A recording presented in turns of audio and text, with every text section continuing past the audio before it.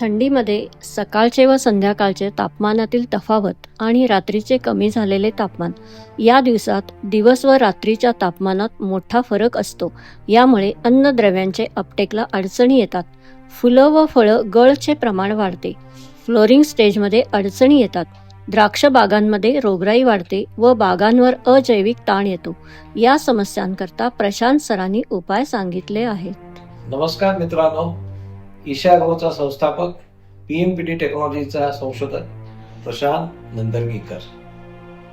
सध्या थंडीमुळं आपल्या बागांवर अजैविक ताण आलेला आहे. चयापचन गोठलेले आहे, डेव्हलपमेंट थांबलेले आहे आणि अशा परिस्थितीमध्ये आपल्याला जर बागांना फॉस्फरस आणि पोटॅश उपलब्ध करून देता आला तर अजैविक ताण निवडण्याची शक्यता निर्माण होते. याच्याकरता ईशा ॲग्रोने आपल्याकरता आणलेलं बायो ॲक्टिव्ह फॉस्फरस आणि पोटॅश प्रोपॅकच्या माध्यमातून तुम्ही जर स्प्रे केला तर अजैविक ताण कमी होतो. स्प्रे करताना प्लेन घ्यावा. 4 ते 5 ग्रॅम प्रति लिटरनी द्रावण तयार करा.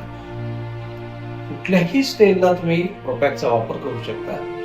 कोणाचेही शेड्यूल तुम्ही जर फॉलो करत असाल त्याच्यामध्ये घेऊ शकता, ज्यांनी पिकातील ऊर्जा चक्र कार्यरत होतील, अजैविक ताण कमी होईल आणि डेव्हलपमेंट पूर्ववत व्हायला लागतील. धन्यवाद. बाजारातील काही कंपन्या पोटॅशियम मेटाफॉस्फाईड डायमरच्या नावाखाली स्वस्त आणि बोगस प्रोडक्ट्स देऊन शेतकऱ्यांची दिशाभूल करत आहेत.